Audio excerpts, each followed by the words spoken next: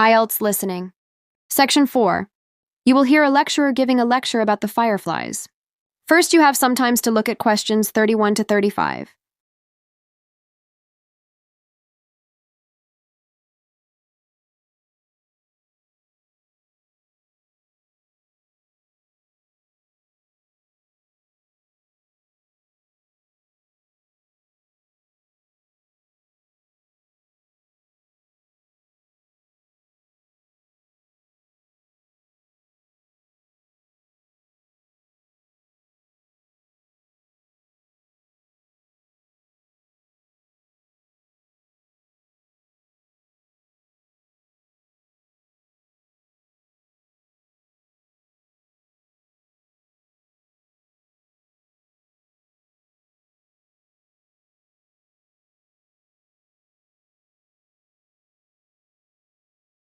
Now we shall begin. You should answer the question as you listen, because you will not hear the recording a second time. Listen carefully and answer the questions. Good morning, everyone, and welcome back to our natural science lecture series. Today we turn our attention to one of the most enchanting creatures of the twilight hours, fireflies. Their magical glow might seem otherworldly, but they're very real, and surprisingly, they're not part of the fly family. Biologically, these glowing bugs are more closely related to ladybugs and dung beetles than to flies. That's because they're a species of soft-bodied insect classified within the order Coleoptera, or more commonly, the beetle group. Now let's dive into what makes them shine. Their glowing feature is the result of a natural phenomenon occurring in their abdomen. This isn't related to electricity or friction. Instead, it's a biological chain of events involving the interaction of enzymes, molecules, and oxygen. This chemical chain, or what we call a biochemical process, results in the emission of light. To be precise, it's a type of chemical reaction where luciferin and oxygen combine in the presence of an enzyme, producing visible light. And what's astonishing about this light is how efficient it is. Unlike light bulbs or candles that waste energy through heat, fireflies produce a glow that barely gives off any warmth. That means it's not just visually striking, it's incredibly energy-saving. Scientists refer to this phenomenon as a cold emission, since it involves minimal release of thermal energy. Or to put it simply, almost no heat is generated in the process, making it one of the most efficient light sources found in nature. But why do they glow at all? The answer lies in communication. Fireflies, particularly males, have evolved specific illumination sequences, sort of like codes, that they use to signal their identity and intent. These aren't just random blinks. The way they light up follows a particular rhythm or visual signal that helps them find suitable partners in the dark. Each of these light shows is actually a carefully timed pattern of bursts, known more technically as a mating flash. However, not all fireflies are looking for romance. Some females from certain species are clever enough to mimic these coded light displays, copying the flicker sequences of other species. But the goal isn't to mate, it's to attract and consume unsuspecting males. In this case, the glowing invitation leads to a deadly ambush.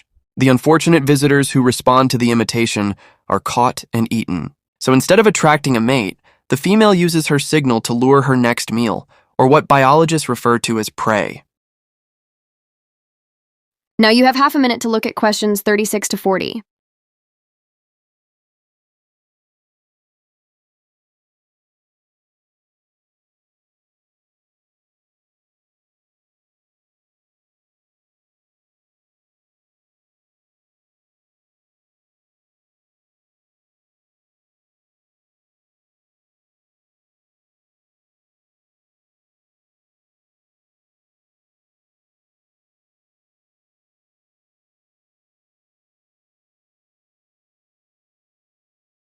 If you're wondering when you're most likely to see this light show in nature, it's typically not year-round. Fireflies are seasonal insects, and their activity peaks when temperatures rise and nights are long. In most regions, this occurs during late spring through early autumn, but their highest activity is observed during the warm season that follows spring, especially in June and July. That's why firefly sightings are most common during the summer months. Unfortunately, fewer people are seeing fireflies than ever before. A big reason is the shrinking of spaces where they can safely live, mate, and reproduce.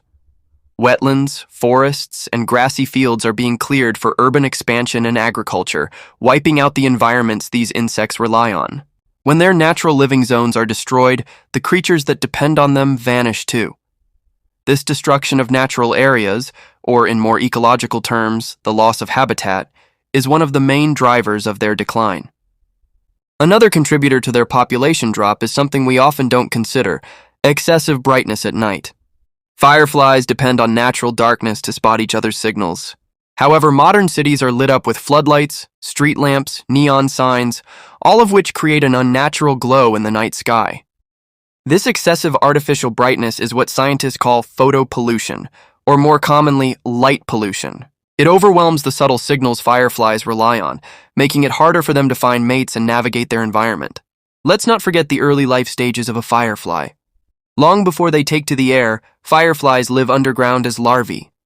During this time, they are active hunters, feeding on creatures they find in the moist earth, like worms, slugs, and tiny crawling animals.